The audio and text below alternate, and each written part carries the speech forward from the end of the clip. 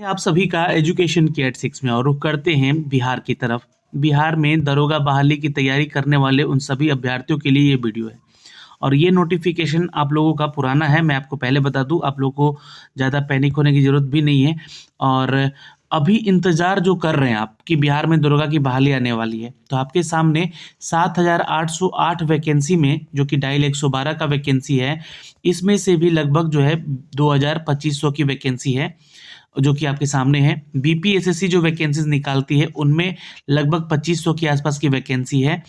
तो इसके अलावा जो आप देखेंगे तो खनन विभाग भी 1400 कुछ वैकेंसीज निकालने वाली है, जिनमें कि दरोगा की भी बहाली होने वाली है। तो आपके सामने अपॉर्चुनिटीज आने वाली हैं, लेकिन क्या आप तैयार हैं? आपकी तैयारी कहाँ जा रही है, इस पे फोकस करना है। और दूसरी चीज़, यहाँ पे सिलेबस और एग्ज़ाम पैटर्न को समझ के चलना है। तो आज इस वीडियो में हम लोग यही डिस्कस करेंगे कि एक तो आपके पास क्या बुक होना चाहिए, है ना।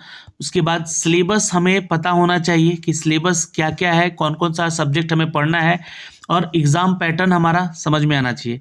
तो देखिए, एग्ज़ाम पैटर्न लगभग हर किसी को क्लियर है, लेकिन फिर भी मैं इस वीडियो में बता दे रहा हूँ, क्योंकि जो भी छात्र नए जुड़ रहे हैं उनके लिए ये अपडेट है। तो ये नया नोटिफिकेशन नहीं है, पुराना नोटिफिकेशन है। और यहाँ पे जो सैलरी आपको मिलती है, ये 35,400 की सैलरी है बेसिक। ये मान के चलिएगा 57,000 के आसपास की आपकी जो है स्टार्टिंग सैलरी आपको मिलेगी, 55 से 57,000 के आसपास, है ना। ये आसपास की सैलरी होगी। ये जो सर्जेंट होंगे उनको भी लेवल 6 के तहत ये सैलरी सेम मिलेगी, जो कि यहाँ पे रिक्रूट होंगे लोग। तो ये आपकी सैलरी होगी। और आगे बढ़ते हैं, और इन वैकेंसीज को लेकर जो है एग्ज़ाम का जो पैटर्न है आपका, पहले तो आपको एक लिखित एग्ज़ाम देना है। आयोग द्वारा अभ्यर्थियों के लिए संयुक्त लिखित प्रतियोगिता परीक्षा आयोजित की जाएगी और ये 2 चरणों में होगी। ये प्रारंभिक और मुख्य परीक्षा ली जाएगी लिखित परीक्षा के तौर पे, और ये बहुवैकल्पिक प्रश्न आधारित ये प्रश्न होते हैं, यानी कि एमसीक्यूज टाइप के क्वेश्चन पूछे जाएंगे। और ये पीटी और मेंस 2 तरह का आपका एग्ज़ाम होगा। प्रारंभिक परीक्षा की बात करें यहाँ पे, तो ध्यान से देखिएगा, 200 मार्क्स का ये पूरा एग्जाम होता है आपका, ठीक है, जिसके लिए 2 घंटे की अवधि आपको दी जाती है, लेकिन 100 ही क्वेश्चन दिया जाता है, ठीक है। अब वो 100 क्वेश्चन में सामान्य ज्ञान और समसामयिकी मुद्दे होते हैं। ये आपका सिलेबस है। सामान्य ज्ञान में हमें कौन कौन से सब्जेक्ट पढ़ने हैं? History, geography, polity, physics, chemistry और बायोलॉजी, और साथ में मैथमेटिक्स से 5 क्वेश्चन होंगे, ठीक है। इसके अलावा करेंट अफेयर, तो ये करेंट अफेयर में आपको एक बिहार का भी करेंट अब इंक्लूड किया जाता है, क्योंकि यहाँ भी 2 से 4 क्वेश्चन देखने को मिलते हैं। बाकी इंडियन करेंट अफेयर और वर्ल्ड लेवल करेंट अफेयर भी देखना है, क्योंकि इस बार बीपीएससी में आप लोगों ने देखा कि वर्ल्ड करेंट से भी ज़्यादा क्वेश्चन टच किए गए हैं, ठीक है। तो यहाँ पे उसी पैटर्न पे हो सकता है कि आपका क्वेश्चन भी बनेगा। तो ये हमारा एग्जाम पैटर्न है और ये हमारा सिलेबस है। समसामयिकी मुद्दों को ज़्यादातर यहाँ पे रखा जाएगा। समसामयिकी मुद्दे और आपका इतिहास का जो चैप्टर है, मतलब सब्जेक्ट है, इससे सबसे ज़्यादा क्वेश्चन आपके एग्जाम में रहते हैं। तो ये थोड़ा ध्यान दीजिएगा। इसमें 30% से कम प्राप्त करने वाले अभ्यर्थियों को असफल घोषित कर दिया जाता है, यानी कि आपको जो है एटलीस्ट 30% लेकर आना है तो आप क्वालिफाई होंगे। लेकिन यहाँ पे क्वालिफाई होने से काम नहीं चलेगा, आपको कट ऑफ पार करना है, यानी कि 100 क्वेश्चन में कम से कम, पिछली बार तो 72 या 73 क्वेश्चन बनाए थे लोग, जो वो पास हो गए थे, ठीक है। लेकिन यहाँ पे निगेटिव मार्किंग भी है एग्जाम में, तो इसके लिए आपको क्या प्रावधान है? तो निगेटिव मार्किंग के लिए आपको बता दें कि यहाँ पे 0.02 मार्क्स कटते हैं एक क्वेश्चन गलत होने पे, यानी कि आपने 10 क्वेश्चन अगर गलत किया तो आपका 1 मार्क्स कटेगा पूरा कंप्लीट, ठीक है। तो ये आपका निगेटिव मार्किंग है। तो जब 10 क्वेश्चन गलत करेंगे तब तो 1 मार्क्स कटेगा ना, तो हमें टेंशन नहीं लेना है, हमें अटेम्प्ट 100 क्वेश्चन करना है, ठीक है। कोशिश जरूर कीजिएगा, है ना, कोशिश जरूर कीजिएगा, क्योंकि यहाँ पे आपको जो है यहाँ पे अटेम्प्ट जो है 80+ एक्यूरेसी रखना है, और जो बचे 20 क्वेश्चन है उस पे आपको अटेम्प्ट लेना है, तुक्का मारना है, जो भी करना है, पर ये 20 क्वेश्चन को छोड़ के नहीं आना है। तो ये हमारा स्ट्रैटेजी होता है प्रीलिम्स एग्जाम निकालने का। आपके अब सिलेबस की मैं बात करूंगा तो उसको भी हम लोग आगे डिस्कस करेंगे, लेकिन प्रारंभिक परीक्षा में प्राप्त अंकों के आधार पे जो है 20 गुना अभ्यर्थियों को सफल चयनित किया जाता है। अगर यह वैकेंसी 2500 आती है तो इसका 20 गुना छात्रों को जो है ना, 50,000 के आसपास जो है लोगों को, या 52,000 या 53,000 जो भी बढ़ा के ले ले सरकार और ये आयोग, तो इतने अभ्यर्थियों को कहाँ बुलाया जाता है कि आप आइए मेंस का एग्जाम दीजिए। अब मुख्य परीक्षा में भी आप सम्मिलित होते हैं और वहाँ पे जो आपकी अनुपलब्धता है उसकी दशा में अनुपात के आधार पे आपका क्रम यहाँ पे जांचा जाता है। ठीक है, अब मुख्य परीक्षा में 2 तरह का एग्जाम है। ठीक है, यहाँ पे प्रीलिम्स आप समझ गए, इसका एग्जाम पैटर्न समझ गए, सिलेबस में कौन कौन से सब्जेक्ट पूछे जाते हैं ये भी समझ गए। प्रारंभिक परीक्षा पास करने वाले अभ्यर्थियों को मुख्य परीक्षा में मौका मिलता है, अवसर मिलता है।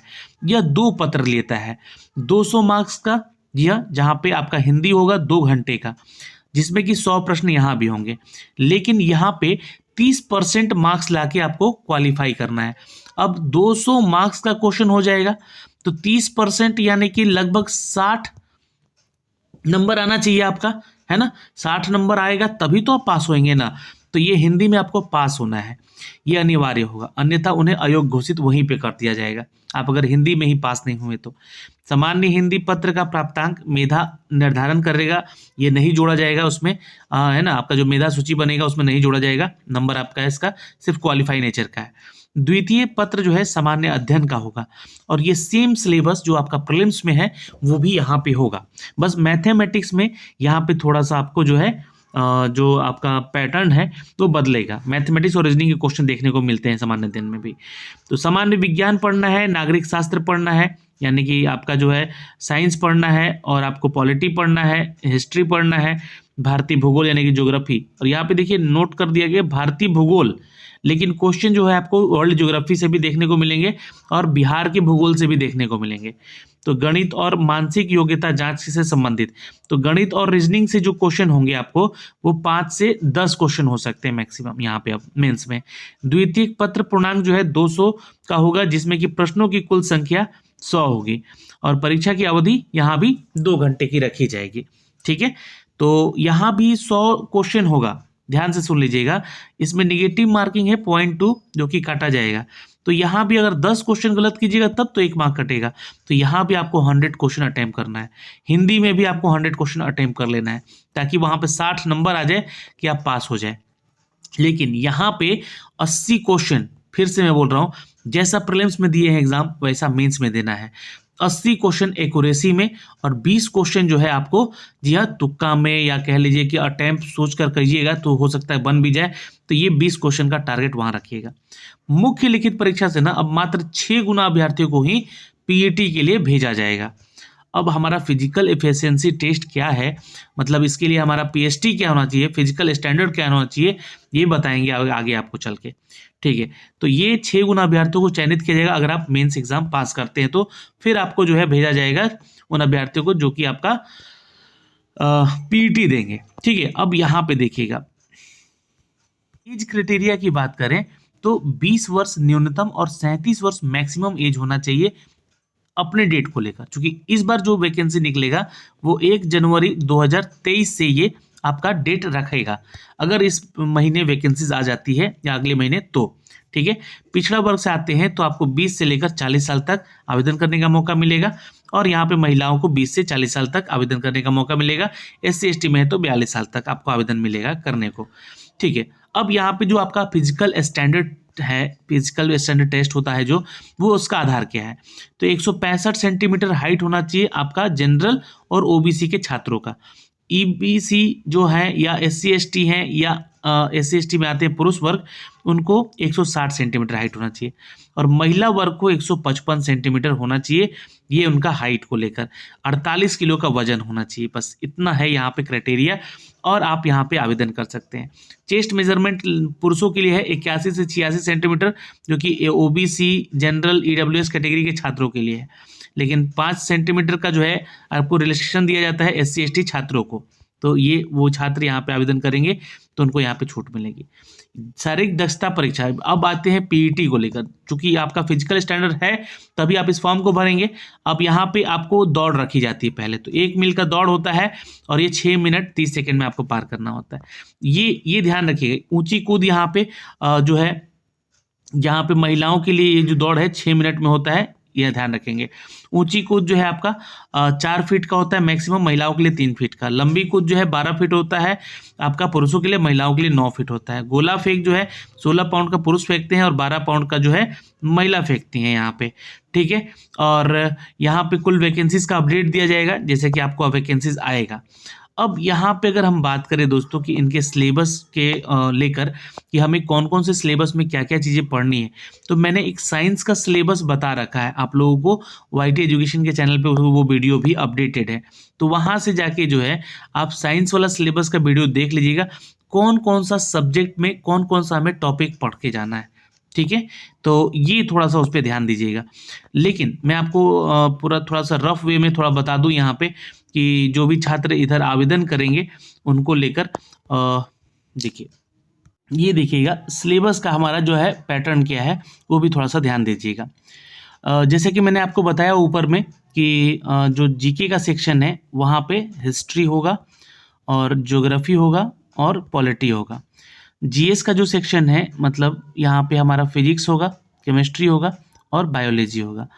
और एक हमारा करंट अफेयर का सेक्शन होगा जहाँ पे बिहार के करंट भी पूछे जाते हैं, और एक हमारा जो है इंडियन या फिर इंटरनेशनल करंट अफेयर भी यहाँ से एग्जाम में देखने को मिलते हैं। और एक जो हमारा है दोस्तों ये है हमारा सब्जेक्ट मैथमेटिक्स, तो यहाँ से क्वेश्चन जो होंगे 5 होंगे प्रीलिम्स में, ठीक है। प्रीलिम्स की बात कर रहा हूँ सिलेबस का। अब हिस्ट्री में हमें 3 टॉपिक पढ़ने हैं, एंशियंट हिस्ट्री, मेडाइवल हिस्ट्री और आपका मॉडर्न हिस्ट्री, ठीक है। ये 3 तरह के हिस्ट्री हमें पढ़ने हैं जहाँ पे सबसे ज़्यादा मॉडर्न हिस्ट्री से आपको क्वेश्चन देखने को मिलेंगे। मॉडर्न हिस्ट्री में हमें बिहार का भी इतिहास पढ़ना है और हमें जो है बिहार के इतिहास के साथ साथ इंडियन हिस्ट्री भी पढ़ना है हमें। अब इसके लिए हमें जो बुक रेफर करना है वो हमें एक तो लूसेंट अपने पास रखना है, ठीक है, और दूसरा आप क्राउन पढ़ सकते हैं, ठीक। नहीं है क्राउन आपके पास कोई दिक्कत नहीं है, आप लूसेंट के साथ साथ जो है एनसीईआरटी का भी बुक रख सकते हैं। एनसीईआरटी 6 to 12 का जो सब्जेक्टिव बुक होता है अगर वो पढ़ते हैं आप तो आपका बीपीएससी भी क्लियर होता है। लेकिन अगर आप लोग जो है एनसीईआरटी सार संग्रह रखते हैं अपने पास तो आपके लिए ये बेनिफिट होगा। तो लूसेंट, क्राउन या फिर एनसीईआरटी सार संग्रह।